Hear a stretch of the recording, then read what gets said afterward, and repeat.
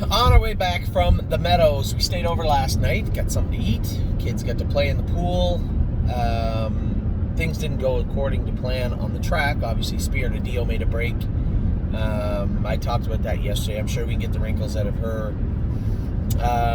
White Tiger made a break, same type of thing. Rose Above It did not make a break. Now, although I believe I was interfered with, I was set back, which I'm appealing. And I told the judges why. It's a matter of principle. I'm not going to pay a fine for somebody running into me. I paid for a lot of stupid things in my life, but I have never paid to have somebody interfere with me. I wasn't going to start yesterday. So, but overall, Rose Above It raced incredible. He proved that, I guess he didn't prove he's a sire stake horse, but he most definitely proved he is going to be a very fun horse to drive. He did everything perfectly yesterday, and make no mistake, if I get to the outside, when I was supposed to be able to get to the outside, there is absolutely no doubt in my mind he's a winner. So Rose Above It raced great, but truthfully speaking, the week was not dominated by Rose Above It news. We had some really, really good qualifiers yesterday at Mohawk. We're in the middle of qualifiers right now also as I'm driving down the road.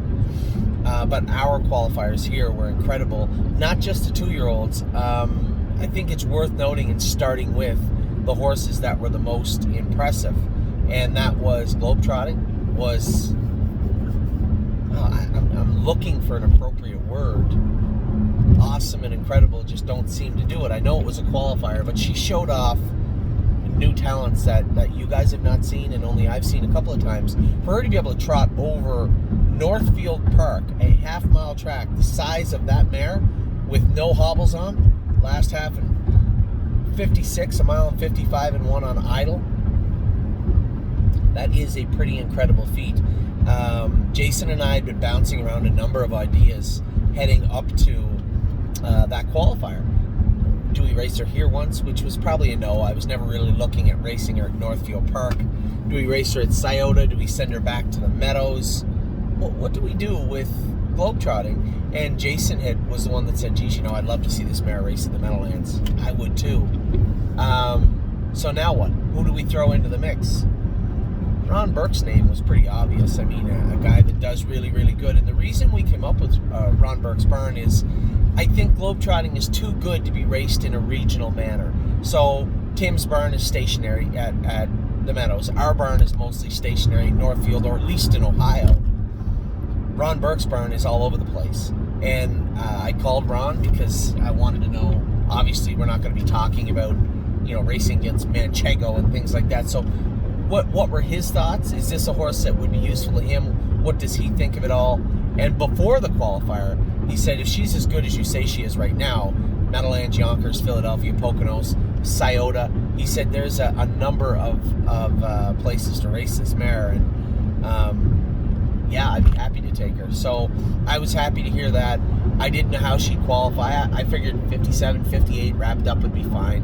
A nice little mile for her. But for her to go qualify the way she did just really set the tone for the whole day. Although it wasn't the first qualifier, man, oh man, she really lit things up. Stonebridge Simba looked incredible, which is perfect timing. We just sold Oh So Pine. He can slide right into that slot. So Stonebridge Simba's fresh, sharp sound looks like $1 million. Path of Totality come back with a big qualifier. Those were our aged horses, our race horses. Aside from how good the babies looked, I mean, Procrastinator and Confederate Cruiser both looked incredible, and they're going to race against each other on Monday. They needed them both to fill the class to go. We were initially going to race Confederate Cruiser at Northfield and try and take Procrastinator down to Scioto, because I do believe, I know I had a lot of people saying, well, Confederate Cruiser went faster, he should be going to that big race. Hold on. Confederate Cruiser's a very, very nice colt. It's going to be a lot of fun to race him. But the other colt, although he didn't go as fast, is stronger, bigger, appears to be more powerful. I could be wrong, but I just don't think I am. And when I look at Procrastinator, I see a horse where, since he's been in Ohio, we've let his hobbles out 2 or 3 holes. They could go out another 2, 3, 4 holes. And the big race is on a bigger track, and he is a bigger horse. I think if the next generation was at Northfield, we're having a different conversation potentially. but it's not. It's at Scioto Downs. They're going to go fast. I don't think they're going to muscle around and beat up on Procrastinator, but Confederate Cruiser, I don't want to see the bottom of this colt for a while. Not that I want to see the bottom of Procrastinator. I don't think they'll get there with him. That's not to say that he's going to win the next generation, or I have the best colt now. That's not what I'm saying. What I'm saying is, horse for horse, Procrastinator is built to be a stronger, more durable animal. Confederate Cruiser is just the handiest. You know who he is? He reminds me exactly like Rose Above It was yesterday. Really handy, really smart horse, easy to do things with, gets and understands the game of horse racing already, which is a feather in his cap. So, the plan was to race Procrastinator at Scioto Downs, but they called and said, listen, we can't go with the class unless we get unless we get another colt. Okay, take Procrastinator. I really wanted to let his hobbles out further and get him to Scioto, but I also want to get our horses raced. So staying close to home again, you have to weigh that shipping 2 hours in the heat down to another track, being in new surroundings. Now there is give and take. It would be nice to get him to Scioto and let him see Scioto, but our horses don't really get rattled from a whole lot. And being at a new track, I don't think it's going to bother him a whole lot. You saw Rose Above It yesterday. It was like he was born at the Meadows.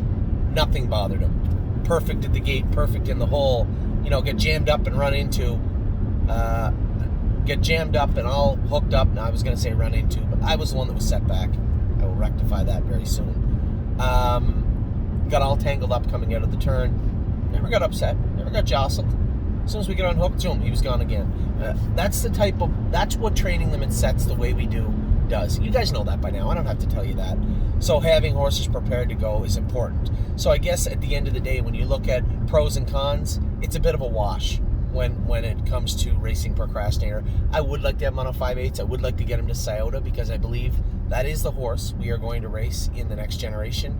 But at the same time, keeping him at home, not having him stressed out, not going through the rigors of shipping twice in his first 2 starts, makes as much or more sense to me. So not really a big deal. Those 2 colts are going to race together. Voyage of Ice and Fire is going to kick it off in Ohio for us on Sunday night. Somebody said, Anthony, why are you racing Massive Profit and Voyage of Ice and Fire against 3-year-olds? 2 good reasons. First one being they don't have any 2-year-old events written. They do later in the week in Scioto, and we could have went to Scioto, but again, I'm going to get into the same argument we just had with Procrastinator. As far as home track versus shipping, it's hot right now in Ohio, and long summer. Secondly, when it comes to the aged horses, both those colts, not so much Massive Profit. I think both of them can trot in 58. Both of them can trot in 58, no problem right now. But when it comes to the competition, hey, Voyage of Ice and Fire is going to have to trot in 57, at least his first start. So being in with, the way I put it to one of our clients is simple. If you are a 3-year-old maiden with 8 lifetime starts in the end of June of your 3-year-old season, more times than not, you're not a real tough horse, right? You're not a killer. Some horses are growing up and learning how to do their work, but most of them are just ordinary horses. So Voyage of Ice and Fire, who I think is our best 2-year-old trotting colt, Prairie Fire put an awful scare in him the other day with his qualifier. But Addie Bear, what's wrong, sweetie? Pool yesterday means tired kids today. Hey, wanna hold my hand? That's great. So, Voyage of Ice and Fire, when it comes down to it, I don't mind racing him against that type of 3-year-old horse. Not at all. And when it comes to Massive Profit, yeah, a little different situation. Here's a colt going to Indiana. Him and Spence are going to be heading to Irv Miller very, very soon. So, does he need a mile and 58 at the end of June? Maybe not. This is a really talented colt that I'd like to get off on the right foot. I didn't want to ship him to Scioto, bring him back, and then ship him all the way to Indiana. So we wanted to race him at Northfield Park at least once. To do that, we're going to have to race against those 3-year-olds because there is no 2-year-old trots written, and they don't often fill them. If you remember historically last year, the year before, Mama Knows Best, her first start as a 2-year-old was against aged horses. So I'm not super concerned with the classes as is. So we had Rose Above It, already a great showing in Pennsylvania. Good job by him. And further to that, Harlan Hopes Reprise was in there, trotted 2 minutes. Decent mile for him. I think one horse proved that they are stake caliber, and one horse is on his way to proving he's not. Nothing against Hope's Reprise. A gutsy performance for a 2-year-old, doing everything he can. You'll never ever see me disparage a horse or talk down about a horse that did everything it could and tried as hard as they could, and I'm certainly not going to now. So good job by them yesterday. Voyage of Ice and Fire Sunday, Massive Profit Monday, and also Monday, right? I thought you said Wednesday, but I didn't want to say. No, you're right. No, Massive Profit's Monday. No, the two Pacers. You're right. The Pacers are on Wednesday. My apologies. So a lot of people are asking also, geez, how can you go to Harrington and drive Jazzy Judy and drive all the horses? I was supposed to go to Pennsylvania. I'm not going to go there now. We're going to focus on Northfield Park on Wednesday. We got a lot going on there, and that is what I'm going to focus on Wednesday. Jazzy Judy's made the final now with her win, and I think she proved she drew easy, an easy bunch again. There's never any walkovers in horse racing, but the way she raced the other day, I think 2 things. 1, anybody can drive her, and 2, she should be very good in that class on Wednesday. So I told Jim the week before I screwed up. I didn't call Jimmy to ask him to put her in early so I could fly down and fly back. And this week Jimmy texted me because I'm really sorry, I forgot to call the race office. She's in the 8th race. So that keeps me from going. But it would have been tight anyway. I did want to be here to race Procrastinator or any of the other horses that get in early if needed. So Wednesday's just a tough scheduling thing for us. But Jazzy Judy made the final, and I truly suspect, I think Jimmy could drive her herself and had no problems. She was very, very good the other day.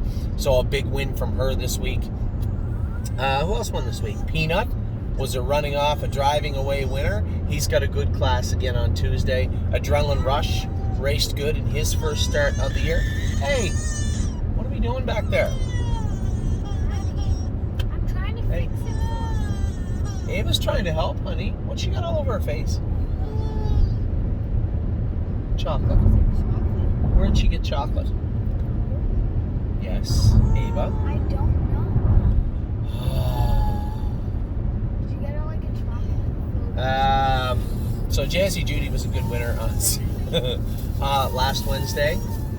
Tanzanite Tricks was a big winner this week also.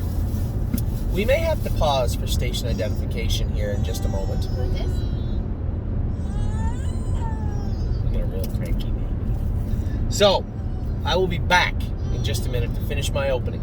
Talk about Tanzanite Tricks at length, as I was very, very happy with her. So, be back in just a minute. We'll talk about Trixie.